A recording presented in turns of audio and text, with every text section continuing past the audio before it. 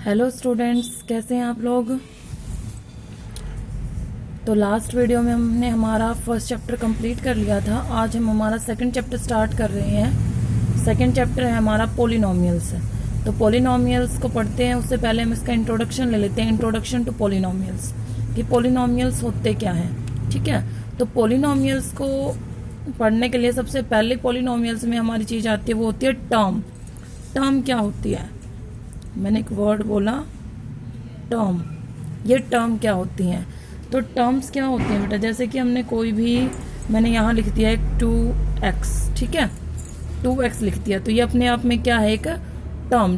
Term एक algebraic expression होती है। कैसी expression, which has constant and variable, जिसके अंदर क्या होते हैं, कॉन्स्टेंट वैल्यू भी होती है और वेरिएबल भी। कॉन्स्टेंट कैसे, जो हमारे 1 2 3 4 या कोई भी नंबर्स हैं वो कौन से होते हैं आपके, कांस्टेंट टर्म्स। कौन से होंगे, कांस्टेंट। अब जैसे साथ में ये x है, ये क्या है आपका वेरिएबल।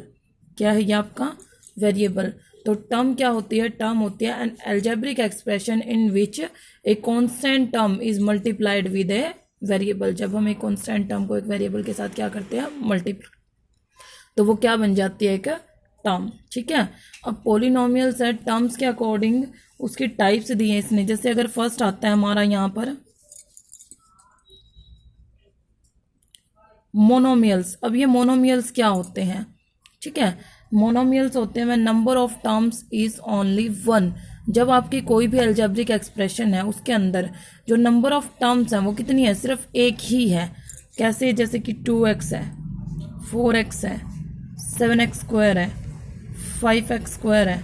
ये क्या, सॉरी तो सिंगल सिंगल है ये, इनके साथ में कुछ प्लस माइनस नहीं है, तो ये कौन से हो जाते हैं, मोनोमियल्स। फिर सेकंड आता है बायनोमियल। बायनोमियल में क्या होता है, जब आपके टर्म 2 हो जाए, कैसे 2x प्लस 3 4x माइनस 7, तो ये क्या हो गई इस तरह से आपकी binomials. When number of terms are 2 then it means it is binomial. फिर इसी तरह से थर्ड आता है आपका ट्राइनोमियल। क्या आता है, ट्राइनोमियल। ट्राइनोमियल क्या होता है आपका, जैसे कि 5x square plus 3x plus 4। यहाँ पे देखो नंबर ऑफ टर्म्स कितनी हो गई हमारी, 3 हो गई हैं, तो वो क्या बन गया आपका ट्राइनोमियल्स। अब बात आती है पोलिनोमियल्स। पोली किसके लिए यूज़ करते हैं हम, जहाँ पर मैनी वर्ड हो उसके लिए हम पोली यूज़ करते हैं। मतलब जहाँ पर 3 से ज़्यादा टर्म्स चली जाए, 4 हो गई, 5 हो गई, 6 हो गई, कितनी भी टर्म्स हो, तो उसको क्या बोलते हैं हम, पोलिनोमियल्स। मतलब मोर देन 3 टर्म्स। जब हमारी जो टर्म्स है वो मोर देन 3 होंगी तब वो क्या बन जाता है आपका एक पोलिनोमियल। तो यहाँ तक क्लियर है सबको, ठीक है। फिर इसमें आती है एक चीज़, degree.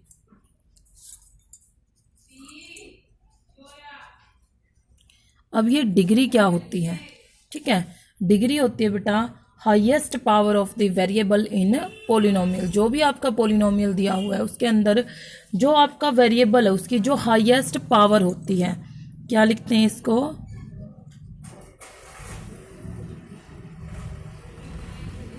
Highest power of the variable in polynomials. Polynomial के अंदर जो हाईएस्ट पावर होती है किसी भी वेरिएबल की, वो क्या होती है, इसमें इसकी डिग्री होती है। देखो कैसे, फॉर एग्जांपल ले रहे हैं हम लोग, मैंने यहाँ पर ले लिया 4x ही ले लेते हैं, ठीक है। अब यहाँ पर x सिंगल है, x की पावर कितनी है, 1 है, तो इसकी डिग्री कितनी हो जाएगी, 1, ठीक है। फिर जैसे कि यहाँ ले लिया हमने 4x स्क्वायर प्लस 3। अब देखो यहाँ पर x की हाईएस्ट डिग्री कितनी है, 2 है, तो इसकी डिग्री कितनी होगी, जितनी हाईएस्ट पावर है उतनी ही डिग्री हो जाती है। ये होती है हमारी डिग्री ऑफ पोलिनोमियल। क्लियर है यहाँ तक सबको। अब डिग्री के बेस पे भी इनको अलग अलग नाम दिया गया पोलिनोमियल्स को। सबसे पहले आता है लीनियर। अब ये लीनियर क्या होता है, जब आपके वेरिएबल की डिग्री 1 होगी तब वो इक्वेशंस कौन सी होती हैं, linear equations. For example 2x plus 6, ठीक है। तो यहाँ पर x की डिग्री कितनी है, 1 है, तो वो कौन से है, लीनियर। अगर हम बिना कांस्टेंट टर्म के लिए तब भी वो बनती है, 4x है, 7x है, या फिर 8x माइनस 7 है। ये सारी की सारी क्या है, लीनियर इक्वेशंस। फिर आती है आपकी क्वाड्रिक।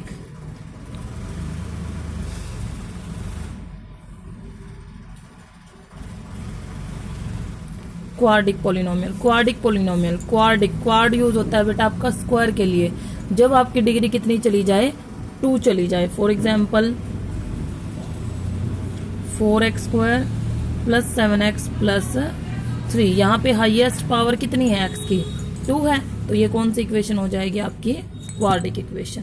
क्लियर है यहाँ तक। Then comes cubic. अब क्यूबिक किसके लिए होता है, क्यूब के लिए यूज होता है। जैसे कि हमने ले लिया 3x cube minus 12x square plus 5x minus 4, ये इक्वेशन ले ली हमने।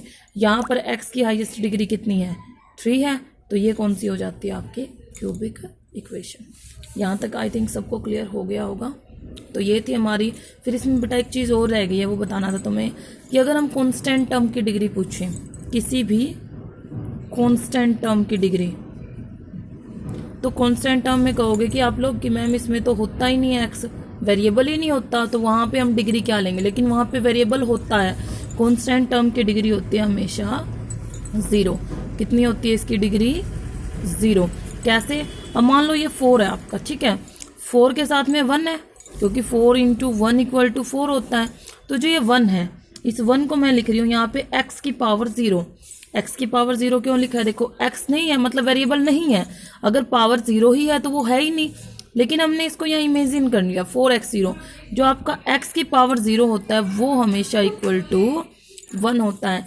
किसी भी वेरिएबल की पावर 0 हो या फिर किसी भी कांस्टेंट टर्म की 0 हो, वो हमेशा कितनी होती है, 1 होती है। किसी भी वेरिएबल के भी और किसी भी कांस्टेंट की अगर पावर 0 है तो वो कितना होता है, हमेशा 1 है।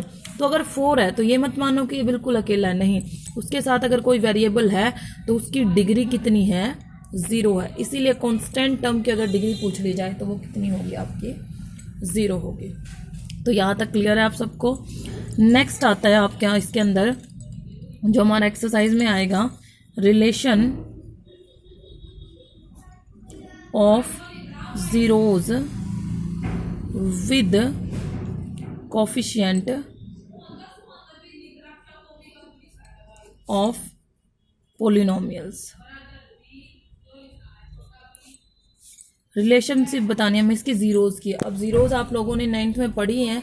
जीरोज क्या होती थी, जब कोई भी हमारे, हमने लीनियर में पढ़ी थी, लीनियर इक्वेशन में पढ़ी थी, क्वाड्रिक में भी पढ़ी थी। लीनियर इक्वेशन में हम क्या करते थे, जैसे कि हमारे लीनियर इक्वेशन हम यहीं से ले लेते हैं, 2x प्लस 6 इक्वल टू 0 रखते थे उसको जीरोज निकालने के लिए, उसके सॉल्यूशन सेट होते हैं। तो 2x इक्वल टू क्या आएगा, -6, x equal to -6/2 that is equal to x equal to -3। तो ये हो गई लीनियर इक्वेशन की। क्वाड्रिक इक्वेशन में क्या करते थे, उसके फैक्टर निकाल लेते थे। जैसे हमारा आ गया मान लो x-1 x-2, उसको क्या रख देते थे, 0, फिर x equal to 1 x equal to 2, दोनों को अलग अलग 0 के इक्वल रख के 1 और 2 उसकी क्या आ गई, जीरोज। ये चीज़ ध्यान रखो बेटा, लीनियर इक्वेशन है मतलब किसी भी इक्वेशन की जितनी डिग्री होती है उतनी ही उसकी क्या होती है, जीरोज। किसी भी इक्वेशन में जितनी की भी आपकी डिग्री होगी उतनी ही जीरोज, या फिर जितनी जीरोज होंगी उतनी ही क्या होगी आपकी पॉलिनोमियल की डिग्री होगी। तो क्लियर है यहाँ तक सबको। तो अब सबसे पहले आता है लीनियर के लिए, लीनियर पॉलिनोमियल। अब हमें रिलेशन बताना है। रिलेशन मतलब क्या रिलेशन है, जीरोज और उसके कोफिशिएंट में, पॉलिनोमियल के जो कोफिशिएंट होते हैं। पॉलिनोमियल जो लीनियर पॉलिनोमियल होता है उसको हम कैसे लिखते हैं, ax plus b equal to 0, इस तरह से लिखते हैं, ax plus b equal to zeros. जब इसकी जीरोज निकाल लेंगे हम तो इसकी जीरोज क्या होंगी, 0 एक ही होगी, लीनियर है तो एक ही 0 होगी, तो वो क्या होती है आपकी, माइनस में कांस्टेंट टर्म बाय में coefficient of x that is equal to, minus में कांस्टेंट टर्म, अब कांस्टेंट टर्म क्या है इसमें, b है, तो माइनस की b बाय में a। तो हमेशा लीनियर पॉलिनोमियल की 0 क्या होती है, -b बाय a। क्लियर है। अब सेकंड करते हैं हम क्वाड्रिक पोलिनोमियल।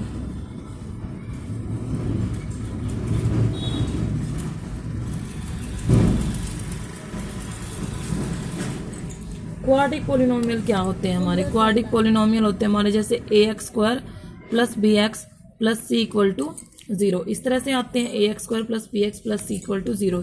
अब हमें पता है क्वाड्रिक पोलिनोमियल है, तो क्वाड्रिक पोलिनोमियल में हमारे 2 जीरोज होंगी। 2 जीरोज कैसे निकालते हैं? इनके फैक्टर बनाएंगे और दोनों फैक्टर्स को अलग अलग जीरो से इक्वेट करके क्या कर लेते हैं हम, दोनों की जीरोज निकालने हैं। हमें यहाँ पर रिलेशन बतानी है, ठीक है, जीरोज नहीं बतानी, रिलेशन बतानी है। तो रिलेशन में क्या होती है, पहले आता है सम ऑफ जीरोज। जो आपने 2 जीरोज निकाली उनका सम क्या होता है?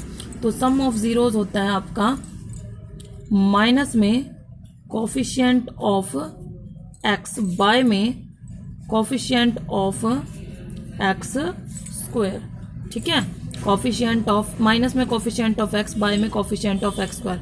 कोफिशिएंट ऑफ एक्स क्या है? एक्स के साथ में क्या है? ये इसके कोफिशिएंट होते हैं, ठीक है, जो कांस्टेंट वैल्यूज होते हैं वेरिएबल्स के साथ में वो उनके कोफिशिएंट होते हैं। तो माइनस बी बाय में एक्स स्क्वायर का क्या है? ए, ठीक है। फिर आती है प्रोडक्ट ऑफ जीरोज। अगर हम जीरोज को आपस में मल्टीप्लाई करें, सम किया पहले अब प्रोडक्ट, तो प्रोडक्ट का होता है आपका कांस्टेंट टर्म बाय में कोफिशिएंट ऑफ एक्स स्क्वायर। तो कांस्टेंट टर्म हमारे क्या है यहाँ पर? सी है, तो सी बाय में एक्स स्क्वायर का कोफिशिएंट ए। तो ये थी आपकी सम ऑफ जीरोज और product of zeros. It means relation between zeros and coefficient of polynomial, कि पोलिनोमियल के जो कोफिशिएंट है उनका जीरोज के साथ क्या रिलेशन होता है।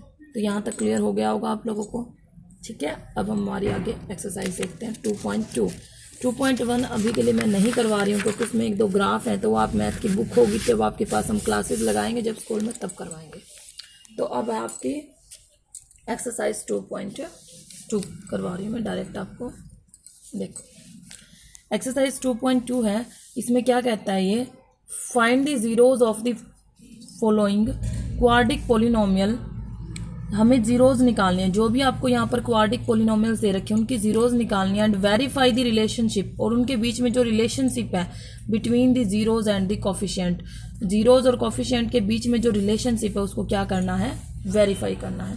तो सबसे पहले बात तो आती है हमें जीरोज निकालनी है। अब जीरोज निकालनी हम पीछे 9th क्लास में पढ़ चुके हैं, फिर भी मैं आप लोगों को बता देती हूँ। देखो कैसे करते हैं, जैसे ये फैक्टर दिया हुआ है हमारा, ठीक है, फैक्टर क्या दे दिया यहाँ पे, मैंने इसको पी ऑफ एक्स लिख दिया। पी ऑफ एक्स क्या है आपका? X square minus 2x minus 8, मतलब पोलिनोमियल इन एक्स वेरिएबल, ये लिखा पी ऑफ एक्स, ये आ गया। पहले हम इसके फैक्टर बनाएंगे, ठीक है, इसकी जीरोज निकाल लेंगे। तो जीरोज निकालने के लिए फैक्टर कैसे निकालते हैं हम? लास्ट में कांस्टेंट टर्म को देखते हैं। कांस्टेंट टर्म हमारी कितनी है? 8 के हमें ऐसे फैक्टर बनाने हैं जिनका सम या फिर डिफरेंस कितना हो? 2 हो, और मल्टीप्लाई कितनी हो? 8। तो मैंने लिया 4 2 जा कितना हो गया? 8, मल्टीप्लाई तो 8 आ रही है। अब बात आती है सम या डिफरेंस। अब हमें देखना है यहाँ सम है या डिफरेंस है। यहाँ पर कौन सा साइन है? माइनस, और यहाँ पर भी कौन सा है? माइनस। इसका मतलब क्या, अगर दोनों साइन सेम जा रहे हैं तो यहाँ पर ये आपका क्या जा रहा है? डिफरेंस जा रहा है, ठीक है, डिफरेंस जाएगा। डिफरेंस में देखो अगर 4 में से 2 गया तो कितना बचेगा? 2। अब बात आती है इसके सामने कौन सा है? माइनस का है, तो जो बड़ी टर्म होगी वो क्या होगी? माइनस की होगी, जो छोटी टर्म होगी वो किसकी होगी? प्लस की। तो इसके फैक्टर क्या बन गए आपके? -4 एंड 2। तो फैक्टर्स कैसे बनाओगे? X square minus 4x plus 2x minus 8। देख सकते हो आप, -4x में से 2x गया, माइनस का 2x, और -4 और 2 की मल्टीप्लाई करोगे क्या आ जाएगा? माइनस आ जाएगा। क्लियर है? तो यहाँ से हमने x कॉमन लिया, x माइनस 4 प्लस में 2 कॉमन लिया हमने, 2 कॉमन लिया, देन x माइनस 4। तो क्या आ गया ये? x plus 2 into x minus 4, ठीक है। अब for the zeros p of x को क्या रखते हैं हम? 0। तो x प्लस 2 और x माइनस 4 दोनों को इक्वल टू क्या रख दिया? 0। सो x इक्वल टू कितना आ गया? -2, या फिर कितना आएगा? 4, जब दोनों को अलग अलग करेंगे। सो जीरोज क्या आ गई? जीरोज आ गई आपकी -2 एंड 4। ठीक है, ये आ गई। अब रिलेशनशिप वेरीफाई करते हैं हम। तो रिलेशनशिप के लिए वेरिफिकेशन करेंगे हम यहाँ